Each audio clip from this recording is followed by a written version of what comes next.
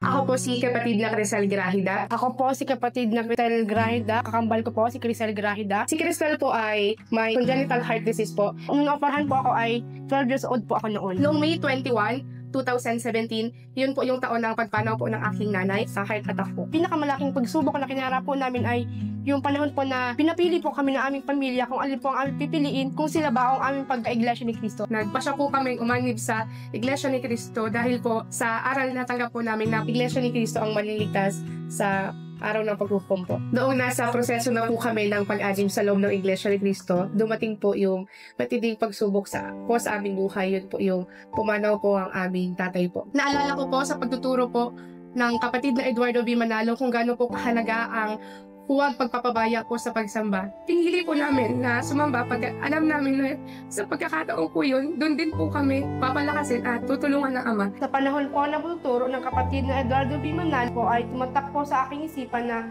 patuloy po na manghawak sa mga gawa na at Panginoong Diyos. Kaming dalawa po ay nagtapos sa kursong Bachelor of Elementary Education, batch 2025 po. At ngayon po ay naghahanda kami sa upcoming licensure examination for teacher. Lubos po ako nagpapasalamat sa Panginoong Diyos pagkat naglagay po ng pamamahala sa loob ng Iglesia ni Cristo ang kapatid na Eduardo B. Manalo na walang sawa pong tuturo sa amin at nagbibigay ng inspirasyon para po patuloy kaming makapanghawak sa aming kahalalan.